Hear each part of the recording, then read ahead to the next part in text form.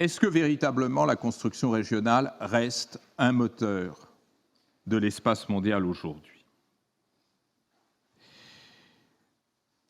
Je voudrais, à titre introductif de cette grande question, qui est peut-être la plus importante aujourd'hui dans l'espace mondial, signaler 3 problèmes. Premier problème, nous sommes entrés, et facilement depuis la fin des années 90, dans un blocage institutionnel partout. Bien sûr, nous avons d'abord en tête l'Union européenne.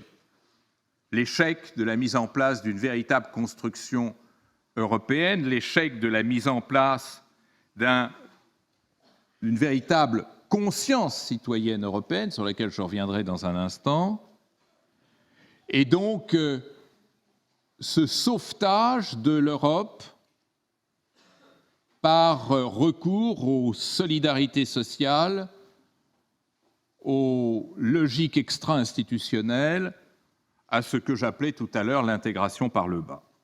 La question qui se pose, c'est peut-on, ici comme ailleurs, c'est-à-dire en Amérique latine, en Asie avec l'ASEAN, s'installer dans ce no man's land institutionnel, dans cette espèce de paralysie des institutions européennes qui vient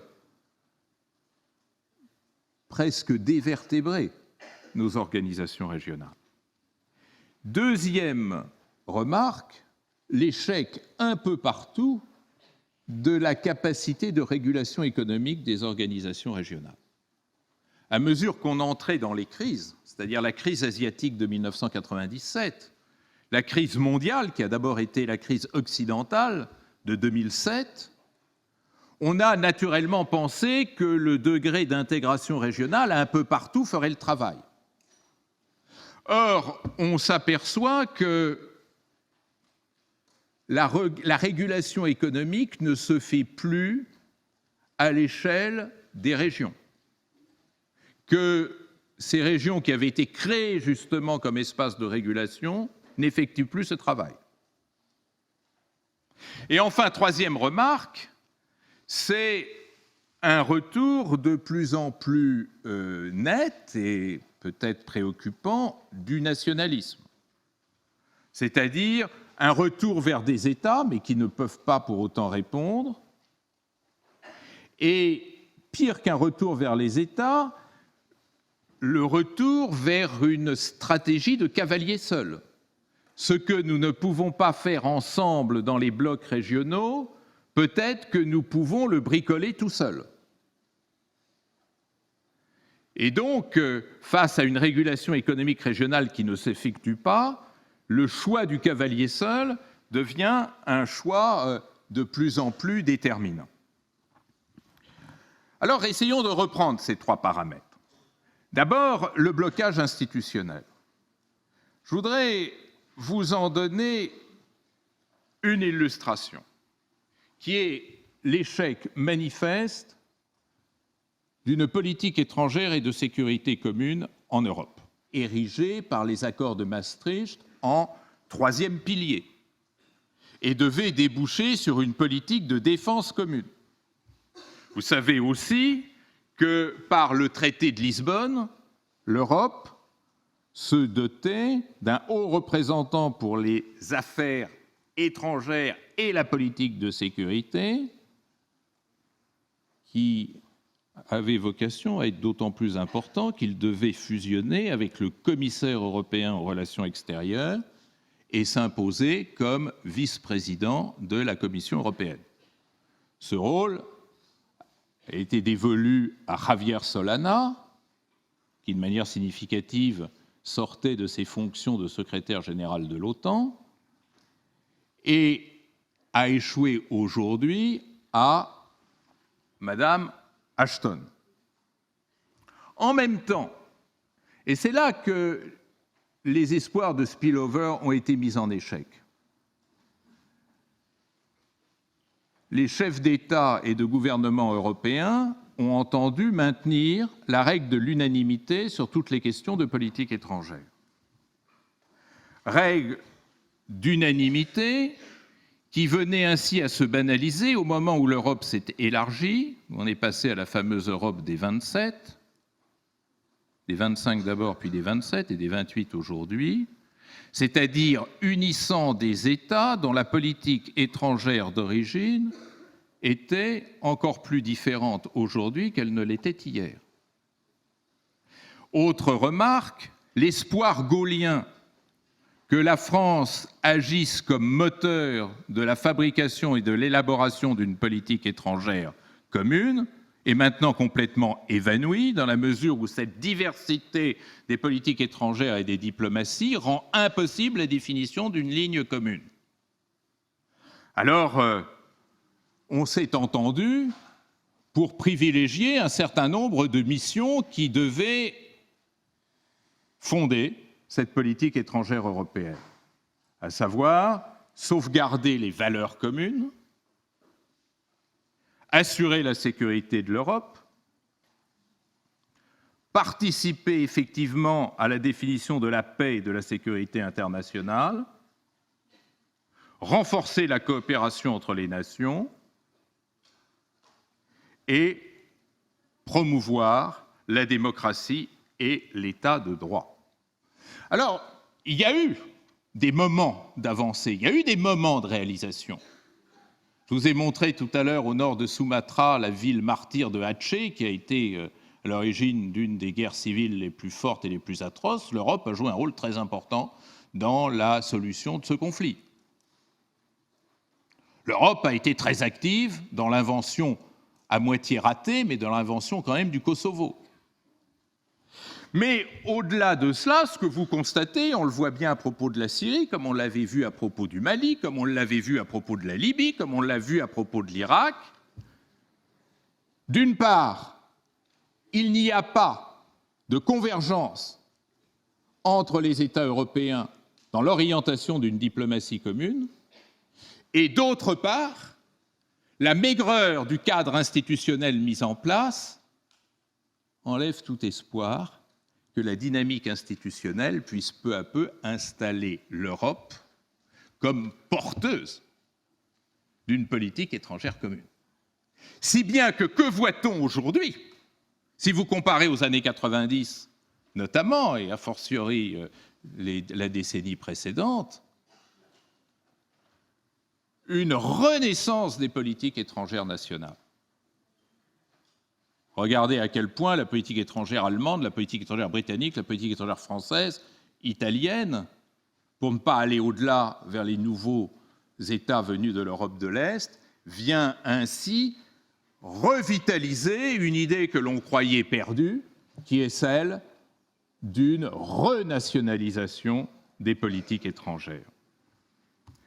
Sur le plan maintenant de la régulation économique, il apparaît quand même, à travers la construction européenne, une singulière énigme. À savoir que dans 20 ans, 30 ans, 40 ans, 50 ans, les historiens s'étonneront. Comment a-t-on pu, au même moment, inventer une monnaie unique et stagner, voire régresser dans les abandons de souveraineté? Peut-on gérer une monnaie unique en préservant des souverainetés nationales qui ne seraient en nul point dépassées? Peut-on faire de l'intégration monétaire sans faire de l'intégration politique? Tout ce que nous savons par l'histoire est là pour montrer que l'invention de la monnaie a été le support de la souveraineté des États qui se construisaient, notamment dans l'histoire européenne médiévale et post-médiévale. Comment peut-on poser l'équation d'une nouvelle monnaie unique tout en maintenant les souverainetés d'hier? Ça, c'est un blocage et une impasse majeure dont on ne parle même plus. Reste enfin le troisième point, qui est le retour du nationalisme. Alors ça, je pense qu'en s'appuyant encore une fois sur le cas européen, on découvre des choses assez curieuses. Tournons-nous vers les sondages. Que nous apprennent les études d'opinion publique? Parce que le nationalisme, vous ne pouvez pas le mesurer hors de la prise en compte des comportements sociaux et politiques. Qu'est-ce qu'on apprend?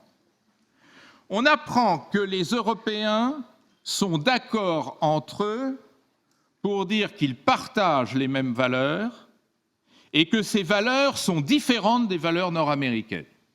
Il y a incontestablement une prise en compte d'une spécificité européenne qui est opposée à la spécificité américaine. 82% des Britanniques nous disent « les valeurs européennes sont distinctes des valeurs nord-américaines ». 89% des Néerlandais, 85% des Français, 79% des Allemands, mais aussi 83% des États-Uniens qui disent effectivement notre système de valeurs est différent des valeurs européennes. C'est-à-dire qu'il y a incontestablement dans l'esprit des individus l'idée qu'il y a un système de valeurs communément partagé par l'Europe. Mais en même temps, et c'est probablement sur cette base qu'il faut redécouvrir le nationalisme, il y a, s'affirmant de plus en plus clairement, une formidable dynamique de ce que la science politique appellerait un comportement d'aliénation politique. Qu'est-ce que c'est que le comportement d'aliénation politique? C'est un concept de science politique qui dit se sentir étranger à quelque chose. L'aliénation politique, c'est se sentir étranger aux institutions de son propre pays. Dernier sondage. En 2008, un sondage indique que 50% des Européens ne comprennent pas le fonctionnement des institutions européennes. Comment voulez-vous être citoyen d'une communauté politique dont vous ne comprenez pas le fonctionnement des institutions? En 2007, vous aviez encore 60% qui étaient optimistes sur l'avenir de l'Union européenne. Ils sont moins de 50% aujourd'hui. Ça veut dire deux choses. Ça veut dire d'abord que le fossé entre les sociétés européennes et les institutions européennes ne s'est pas comblé.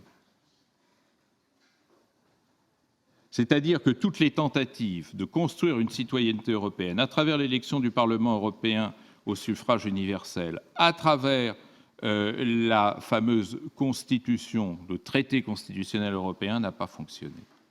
Mais ça veut dire quelque chose de beaucoup plus grave. Ça veut dire aussi que la greffe démocratique n'a pas pris sur l'Europe. C'est-à-dire que l'un des aspects obligatoires du spillover n'a pas fonctionné. L'un des aspects obligatoires du spillover, c'était que la démocratie construite au niveau national passe au niveau de l'Union européenne. Que donc les individus aient un sentiment d'appropriation politique des institutions européennes. Ce phénomène ne s'est pas produit. Déficit de citoyenneté, déficit de démocratie, dans une ambiance générale qui est de dire la chose européenne est tellement technique et complexe qu'elle doit être laissée aux spécialistes et aux techniciens qui l'organisent. C'est-à-dire cette vision technique de l'Europe qui vient ainsi anéantir une vision politique et participative, fait que lorsque ça ne marche pas bien chez vous, non seulement votre faible confiance dans l'Europe ne permet pas de vous engager dans une identification des institutions européennes qui permettrait de résoudre vos propres problèmes, mais le responsable principal de vos échecs, de vos difficultés et de vos problèmes, c'est bien évidemment l'Europe. D'où effectivement cette surenchère nationaliste qui est d'autant plus utile qu'elle permet aux entrepreneurs politiques d'excuser ou d'effacer leurs échecs au niveau national. Ce phénomène est européen, mais il n'est pas exclusivement européen. Vous retrouvez dans le ralentissement et les échecs du Mercosur les mêmes symptômes. Vous retrouvez dans la stagnation de la production des institutions régionales dans les pays du Sud exactement le même phénomène. Alors, et je conclus là-dessus, je pense que l'on est en train de glisser lentement mais sûrement vers un nouveau stade de la mondialisation où les partenariats ne seront plus nécessairement pensés en termes de continuité géographique et territoriale, c'est-à-dire d'intégration régionale, mais peut-être sur un mode transrégional, c'est-à-dire s'entendre, construire des partenariats avec des États qui ne nous sont pas nécessairement voisins ni contigus, mais avec lesquels vous pourriez, à un moment donné du temps, partager un certain nombre de préoccupations communes.